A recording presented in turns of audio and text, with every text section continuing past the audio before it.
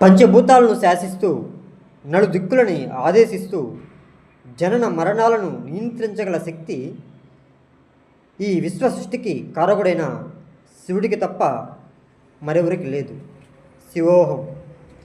ఈ చరాచర సృష్టిలో ఆదియోగిగా టిబెట్లోని కైలాస పర్వతాలలో తిరుగుతూ శివుడు 10,000 సంవత్సరాల క్రితం గంగానదీ తీరాన స్థిరపడ్డాడు.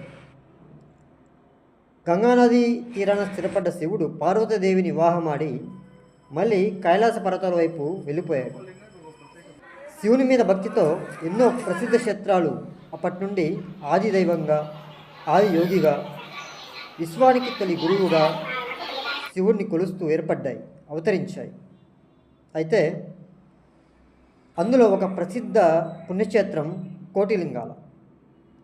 ఈ కోటిలింగాలలో దాదాపు 90 లక్షల శివలింగాలు ఉన్నాయి. మనం ఇప్పుడు చూడబోయేది కోటిలింగాల క్షేత్రం. ఇది కర్ణాటక రాష్ట్రంలోని కోలార్ జిల్లా కమ్మ సముద్రంలోని కోటిలింగాల అనే ఏరియాలో ఉంది. ఇటువంటి దేవాలయం ఈ భూమి మీద మరొకటి లేదు, ఉండదు, ఉండబోదు కూడా. ప్రపంచంలోనే అతిపెద్ద శివలింగం ఉన్న ఏరియా ఇది.